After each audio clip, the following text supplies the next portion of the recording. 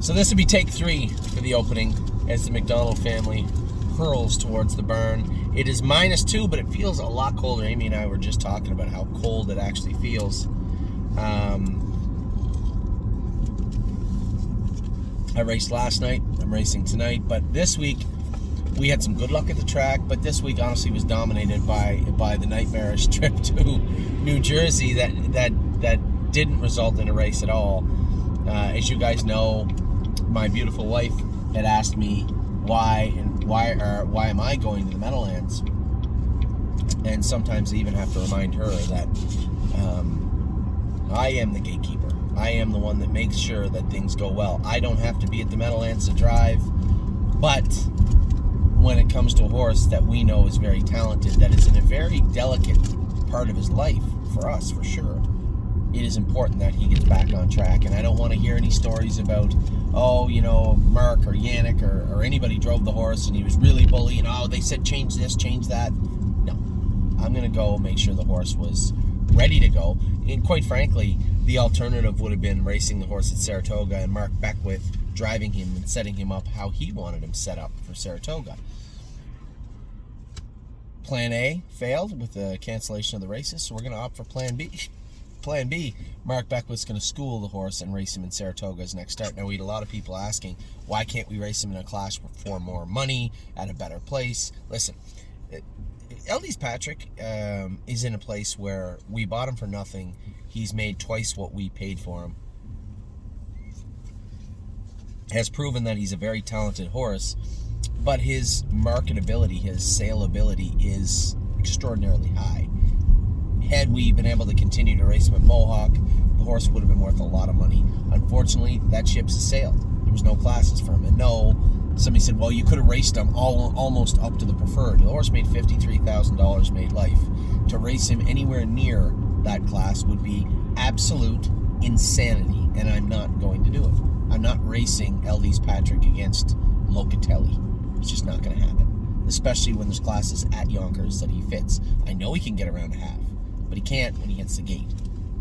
And that's not to say it was completely Brett Beckwith's fault. Everything that what happened at Yonkers to LD's Patrick has happened to every single driver in harness racing. Everyone. Good, bad, or otherwise. And it was unfortunate. It was very, very untimely. But it was... okay, you can go. It was racing. It happens.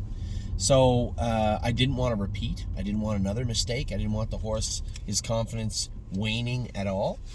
So I did. I get up at 5 o'clock, had a shower, drove all the way to Buffalo, waited as they delayed my plane 2 hours, got on the plane, flew to New Jersey, and as I arrived in New York actually, because my flight to New Jersey the day before, 2 days before, was canceled.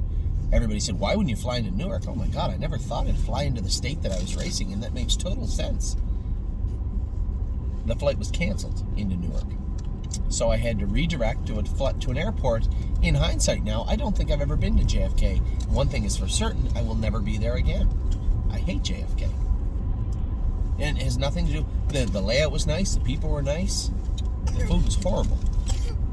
I don't mind. The 9-hour layout, the 9 hours to wait for my flight would have flown by.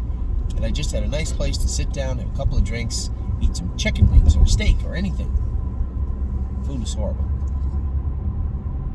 Very frustrated over the whole thing. So, and even just to rub it in even more, they got me on a standby flight at 6:30, and I was first also eligible. So any of you that have ever flown standby, everybody boards. And then if there's any seats left, because people missed their gate or missed their flight or missed whatever, they'll then move to the standby list. Everybody get on a plane but me. So then I had to wait another 3 hours for the return flight that I was actually booked on for Friday night. I don't have any oranges here, sweetheart. We're going to have to get some at the store today. Sorry, I'm not a magician. I can't make them appear. Hey. I don't have any oranges, sweetie. So, that was frustrating the entire day of Friday, but I guess there is silver lining to every bad story. I did get to sit down in the plane, and right before I fell asleep at takeoff back to Buffalo, I got to watch No Free Lunch win probably one of the most impressive miles of his entire life. He looked good. 26-3 on the end of it with the earplugs in, and looked very, very in hand and strong going through the wire. So great job by Nelly and Harry and everybody attributed to the growth rehab, the growth and the conditioning of No Free Lunch. He looked very, very good. Now rewind to the day before. Kings County looked awesome, 27-3. Now he was in a class he should have been able to win, but you still have to go out and win, and he did. He looked very, very good doing it. Very impressed with him. Even Captain Mike Dio was okay in third.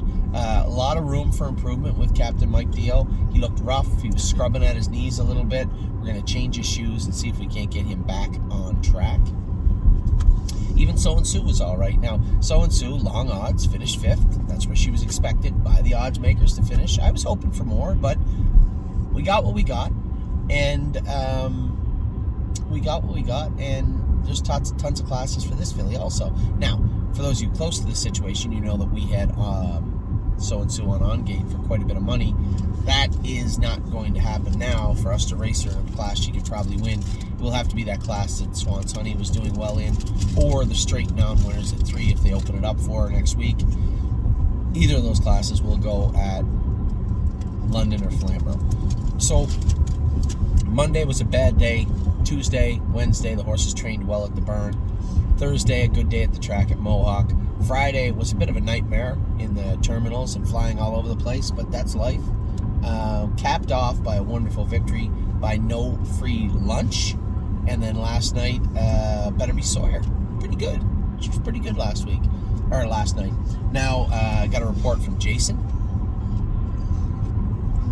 That the horses look really good training yesterday. Levator got a stiff training mile in of 2:12 in the jog cart on an off track. The veterinarian did a little bit of vet work on him. And squared him away, I believe, for Wednesday, his first start ever for the stable.ca at Northfield Park. He will be joined by Mama Knows Best, who will also be racing. Jekyll and Hyde will also be racing. And hey, just wait a second, please. Jekyll and Hyde will be racing. And who's the other horse? I'm missing one. Oh, Voyage of Ice and Fire will be racing also. So this week so far, we have Indigo. Monday we have Adeline. Monday we have White Tiger. Locatelli is also Indigo. And then My Mini Miracles, again, they got her in over her head. That's it. I know Harry doesn't think she'll get around a half, but he's going to have to find out this week, because this will be her last start in the non-winners of 5 at Mohawk. Tuesday, we have Compass Rose DC. Wednesday, we have the four aforementioned horses I told you about. Thursday, again, we'll be entering those horses on Monday. It looks like it'll probably be Captain Mike Dio and Kings County again. Number of other horses getting ready to go. Some schoolers the other day of note also. We had Iglary M, who schooled awesome. Bolt Power, who looked absolutely fantastic in schooling the other day at Mohawk Raceway. Man, he looked good. And then our qualifiers, Massive Profit qualified well. He'll go back for another qualifier this week. And Stonebridge Cloudy made a break, lost both his front shoes in the mile. He's now reshod, ready to go, and he'll requalify on Friday at Mohawk Raceway. So still tons going on. A lot of the horses getting ready to go in Ohio at Northfield Park. A lot of the 3-year-olds getting close here. I know Amy had just said that she's taking Isa 10, Unbeatable Kemp, and Blue Bayou Dio over to Mohawk to train on Wednesday. I also trained, what's that filly's name? Will to Win Hanover. Trained good the other day. Shh, keep it. Will to Win Hanover trained good the other day. She will be getting closer to schooling this week. A lot of people asking, where's she at? She'll be ready when she's ready. and that's the holding pattern she's in right now. Oliver, I can only update you on what they're doing and how close to the races they are, but I'll give no definitive date. Shh. Okay, sweetheart. Thank you. You didn't eat all your pop. Don't eat your pop. You don't get another one. Okay, you'll never get another one. So that's where we're at right now with all the horses, how they're looking, what they're doing. Good day training yesterday. I uploaded a video for you guys, how all the babies trained yesterday. I have another video that is in this grouping that shows all the up-to-date grades I've given the horses thus far. I've talked about every one of them in depth so that everybody knows what I feel about them, how they are, whose car is that? Oh, really? I don't. With the thing on the top? Oh, somebody visiting. Dominic's. Oh, could be. Anyway, gonna pull into the barn right now. Amy's gonna jog White Tiger. It is kind of cold. Better dress warm. Amy's gonna jog White Tiger. I'm gonna sit down and talk with Dominic about what's coming up this week and beyond, and I will talk to all of you very soon. A little laid back, short video for the opening video this week, 11 minutes, but that's the way it is. So with that, I will talk to you all very soon. Hope you have a great weekend. Hope you have a better week coming up. Take care.